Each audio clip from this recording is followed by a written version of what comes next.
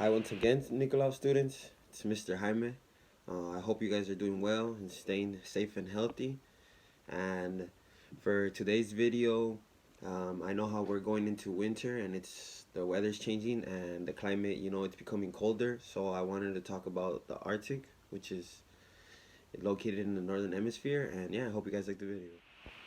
So the word Arctic actually comes from the North Polar constellation, which is basically a constellation is a group of stars, and it comes from it's from that constellation, and it's called Arctos, which is Greek for bear, which is a pretty interesting fact. Now, the Arctic is defined as the polar region that is located at the northernmost part of the Earth, which is basically the northern hemisphere, and it's not just in one half of the hemisphere. It's actually on just the complete whole northern hemisphere, and it consists of the Arctic oceans, a lot of seas that are around the Arctic. It also parts of Alaska, Canada, Finland, Greenland, Iceland, Norway, Russia, and Sweden.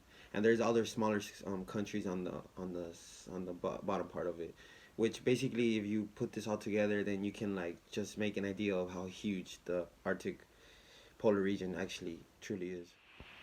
So now, regarding the land of the Arctic polar region, the land it seasonally varies from snow and ice, which basically means that depending on the season, it either snows or it's covered by ice, and it's predominantly treeless, so there's not a lot of very green going out there.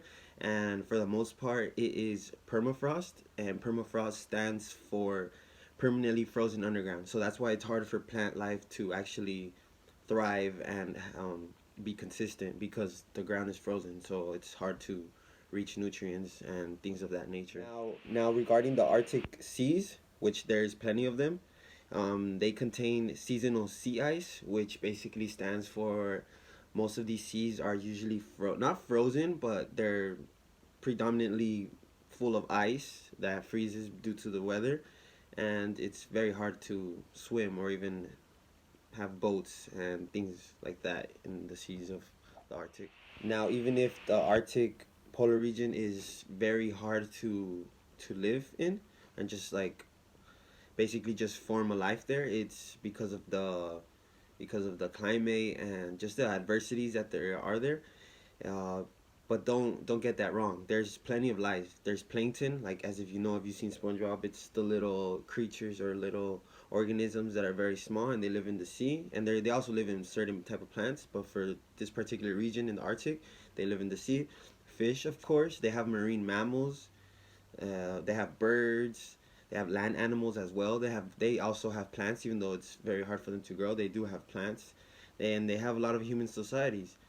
And the it is believed to be about 20,000 years that human societies have been located in the Arctic, which is pretty fascinating. That's a very long time. Regarding regarding the climate, it's basically the Arctic consists of just cold winters and cool summers, but in general, it's just basically cold 365 years of the year. Yeah, it's a very cold place. And precipitation, which is basically kind of in a way like rain, they don't get much rain. Actually, they don't really get rain at all, and it just mostly comes from snow. And one interesting fact about the Arctic is that the wind creates an illusion of continuous snowfall, which basically means that it always looks like it's snowing, but it actually doesn't snow as much as you would think. One very important um, subject or something specific that I want to get into about the Arctic is about global warming. And I'm not completely informed adequately with all the specificities, but one thing is for sure that it is being affected by global warming, and that you can just tell that by the size, because it's shrinking. The ice is literally melting, and just big glaciers are dismantling, and yeah, it's being highly affected. The Arctic polar region it's measured at to be at 5.5 million square miles and 14.5 square kilometers, which is very huge in size, and it's actually almost the same size as the Antarctic, which is in the southern hemisphere. Now, before I finish the video, I also want to talk about all the cool animals that live there, because I mean that's one of the main reasons I picked this topic of the Arctic. I just love animals in general. And anyways, I want to begin with just listing some of the animals. For example, the polar bear, which I mean everybody likes, especially the cute little cubs. And there's the walrus that have the huge tusk. They have the Arctic fox and the Arctic wolf, where completely white in their fur, and this is the only place in the world where you can find them. They have many types of foxes though. They just have one Arctic wolf. They have a lot of types of seals. They even have reindeer, and they have a beluga whale, which is pretty fascinating as well. And then, as we're from San Diego, so as you guys know, they have Shamu, it's not called Shamu, it's called a killer whale, and it's which we know as Shamu. There's of course penguins, which are really cute and cool. And then there's this owl that was quite interesting. I didn't know about this. Kind of like the Harry Potter owl. He's all white and he's known as the snowy owl. There's also an Arctic rabbit, which is pretty cool. And there's a musk ox. I'm not sure if I'm saying that correctly. A musk ox, which is basically like a big buffalo or ox type of mammal. And then there's moose, of course. And then these are just some of the names that I'm listing. There's so many other fascinating animals and wildlife out there.